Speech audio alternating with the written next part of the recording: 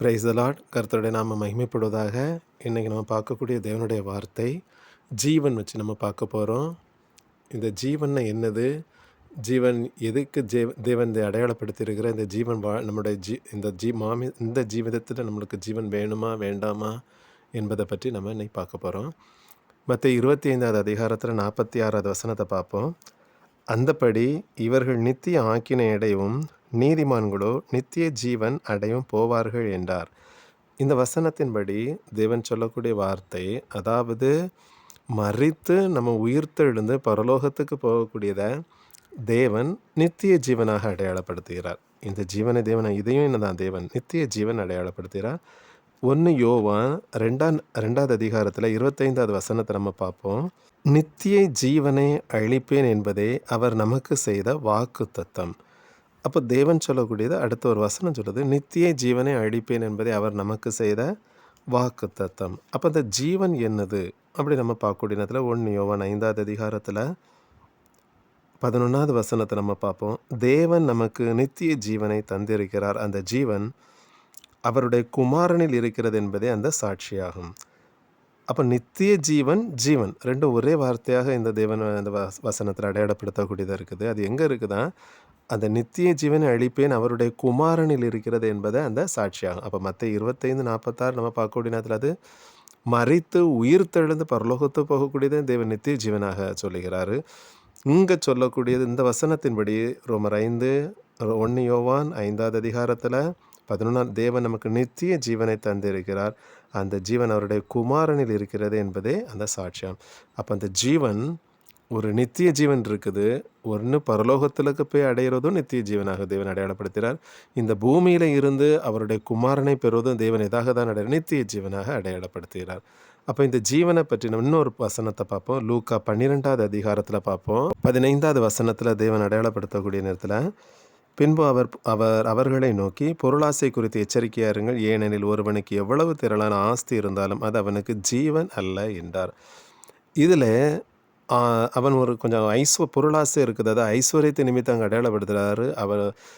அவன் எவ்வளவு தான் அவனுக்கு ஆஸ்தி, அதாவது இந்த உலக ரீதியில் அவனுக்கு இருக்கக்கூடிய காரியங்கள், மாமிச ரீதியில் இருக்கக்கூடிய காரியங்கள் எவ்வளவு தான் இருந்தாலும் அது அவனுக்கு ஜீவன் அல்ல. அப்போ ஒரு மனுஷன் இந்த பூமியில் ஜீவனுள்ள நாளெல்லாம் இருக்கிற வரைக்கும் அவனுக்கு இந்த உலகத்தினுடைய ஐஸ்வர்யங்களை தேவனுங்க மறைமுகமாக அடைய சொல்லுகிறாரு, அது அவனுக்கு இதல்ல, ஜீவன் அல்ல என்றார்.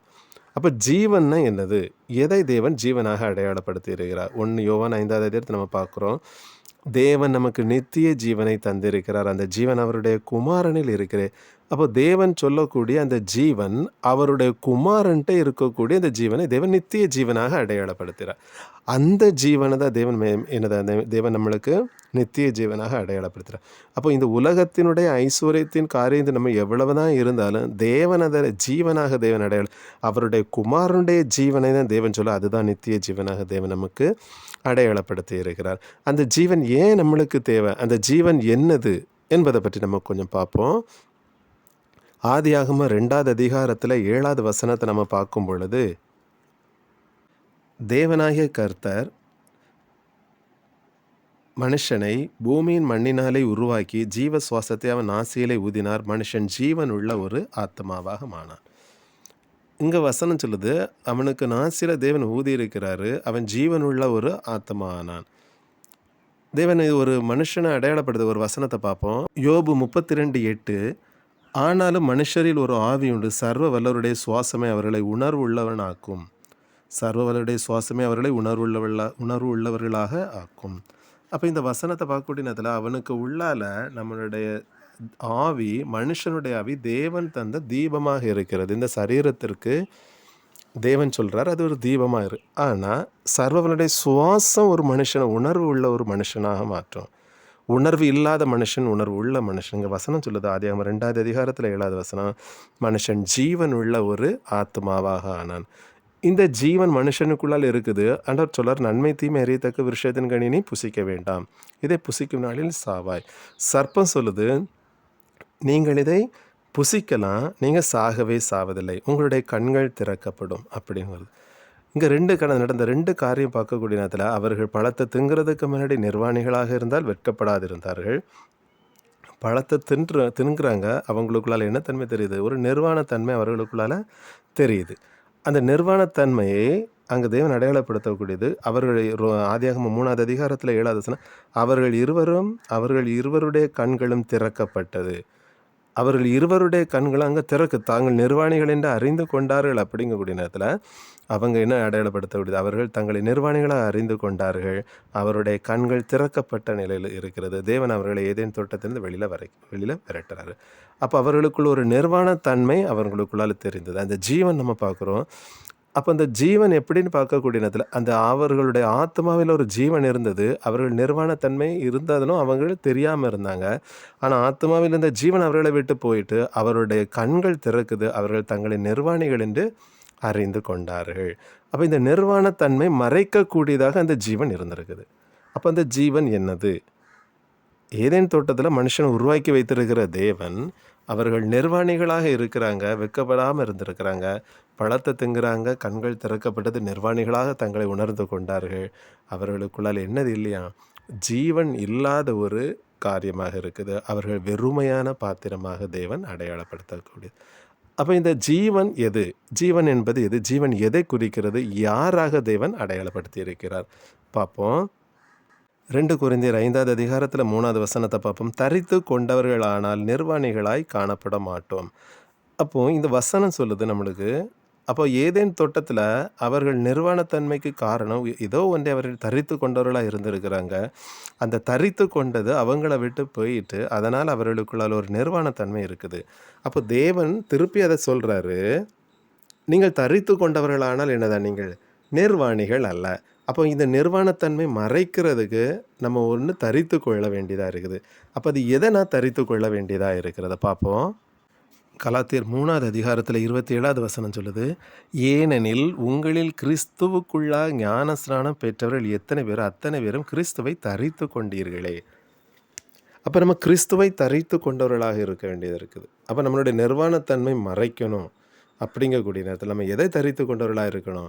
கிறிஸ்துவை தரித்து கொண்டவர்களாக இருக்கணும். அப்போ கிறிஸ்துவை தரித்து கொள்ளும் பொழுது அந்த நிர்வாணத்தன்மை போகுது. அப்போ கிறிஸ்துங்கிறது அங்கே யாரை அடையாளப்படுத்துகிறவராக இருக்கிறார்? கொலோசியர் 1வது அதிகாரத்தில் 27வது வசனத்தை நம்ம பார்க்கும் பொழுது, புற ஜாதிகளுக்குள்ளே விளங்கிய இந்த இரகசியத்தில் உள்ள மகிமையின் ஐஸ்வர்யம் இன்னதென்று தேவன் தம்முடைய பரிசுத்தவான்களுக்கு தெரியப்படுத்த சித்தமானார். கிறிஸ்துவானவர் மகிமை நம்பிக்கை உங்களுக்குள் இருப்பதே அந்த ரகசியம். அப்போ அந்த ஏதேன் தோட்டத்தில் போன அந்த ஜீவன் நம்மளுக்கு ஒரு ஜீவனை தந்திருந்தார் தேவன். அதை இழந்துட்டோம் ஏதேன் தோட்டத்தில் தேவனுடைய வார்த்தைக்கு கீழ்ப்படியாத நிமித்தம். இப்போ என்ன நடக்குது? 1 யோவான் 2:25 நித்திய ஜீவனை அளிப்பேன் என்பதே அவர் நமக்கு செய்த வாக்குத்தத்தம். ஸோ இழந்த ஜீவனை ஆல்ரெடி ஹி ப்ராமிஸ்ட், நான் தருவேன் அப்படிங்கிறது தேவனுடைய வார்த்தையாக இருக்குது. 1 யோவான் 5வது அதிகாரத்தை நம்ம பார்க்குறோம். அந்த ஜீவன் அவருடைய குமாரனில் இருக்கிறதே என்பதே. அப்போ அந்த கிறிஸ்துவாகிய ஜீவனை கிறிஸ்துவை நான் தரித்து கொள்ளும் பொழுது அந்த ஜீவனை உடையவனாக இருக்கிறேன். எந்த ஜீவன்? ஏதேன் தோட்டத்தில் போன அந்த ஜீவன். கொலோசியர் 1:27 நம்மளுக்கு சொல்லுது, அந்த மகிமையானவராகிய அந்த கிறிஸ்துவாகிய ஜீவன் எனக்கு உள்ள வரும் பொழுது அது எப்படி சொல்லுதான் தேவன்? அது கிறிஸ்துவானவர் மகிமையின் நம்பிக்கையாக உங்களுக்குள் இருப்பதே அந்த ரகசியம். அப்போ எந்த நம்பிக்கையாக தேவன் அடையாளப்படுத்துகிறார்? கிறிஸ்துவானவர், அதாவது பரிசுத்த ஆவியாகி அந்த தேவன் எனக்கு உள்ள வர்றாரு, வந்து எனக்குள்ள வாசமாக இருக்கிறாரு. நான் ஒன்றே ஒன்று அடைவேன். 2 தெசலோனிக்கர் 2:14 இயேசு கிறிஸ்துவினுடைய சாயலை நான் அடைவேன். அப்போ அந்த ஜீவன் எனக்கு ஏதேன் தோட்டத்தில் போன அந்த ஜீவன் எனக்கு உள்ளால் வரும் பொழுது, அந்த ஜீவன் என்னுடைய ஆத்மாவில் வரும் பொழுது, அதாவது பரிசுத்தாவியாக தேவன் எனக்குள்ளால் வந்து வாசம் பண்ணும் பொழுது எனக்கு உள்ளே இருந்து சுத்தப்படுத்தி வெளியிலையும் பரிசுத்தப்படுத்துகிறார். அதாவது உள்ளே இருந்தே என்னுடைய சாயல் புதுப்பிக்கப்பட்டு ஒரு வெளியே, அதாவது என்னுடைய சாயல் முழுவதும் யாருடைய தன்மை மாறுனா இயேசு கிறிஸ்துவனுடைய சாயலாக என்னுடைய சரீரம் மாறுது. அப்போ எப்போ நான் இயேசு கிறிஸ்து, அதாவது ஏதேன் தோட்டத்தில் போன ஜீவன் தரித்து கொண்டவர்களானால் நீங்கள் நிர்வாணிகளில் இந்த தன்மை, அதாவது அவர் எனக்கு உள்ளே வந்து தரிப்பிக்கப்படும் பொழுது, எனக்கு மேலே வந்து வஸ்திரமாக இருக்கும் பொழுது அந்த தன்மை எனக்குள்ளால் இயேசு கிறிஸ்து என்கிற சாயலை எனக்குள்ளால் உருவாக்குது. இந்த சாயலை அடைந்தால்தான் நான் எங்கே போக முடியும்? ஏதேன் தோட்டத்துக்குள்ளால் நான் போக முடியும்.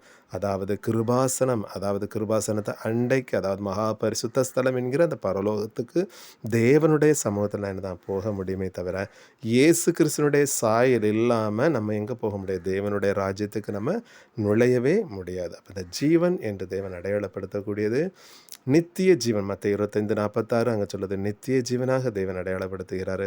அதே மாதிரி 1 யோவான் 2:25 தேவன் சொல்லக்கூடியது, அதுவும் நித்திய ஜீவன்.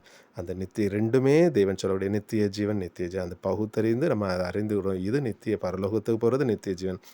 ஆத்மாவில் ஜீவன் பெறுதும் நித்திய ஜீவன். அங்கே சொல்றாரு, இந்த ஜீவனை உடையவன் குமாரனை உடையவன். அந்த ஜீவனை உடையவன் குமாரனை. அப்போ அந்த ஜீவன் நம்மளுக்குள்ளால் வர்றது தான் ஒரு ஜெயமாக இருக்க வேண்டி இருக்குது.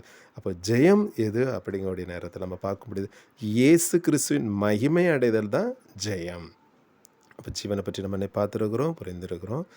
அப்போ ஜீவன் என்பது எதுன்னா, ஆத்மாவில் ஜீவன் பெறுவதை குறிக்கிறது. அதுதான் பரிசுத்த ஆவியாகி அந்த தேவன் நம்மளுக்குள்ளால் வந்து வாசம் பண்ணுவதை தேவன் அடையாளப்படுத்தியிருக்கிறார். அல்லேலூயா. கர்த்தருடைய நாமம் மகிமைப்படுவதாக. Glory to God.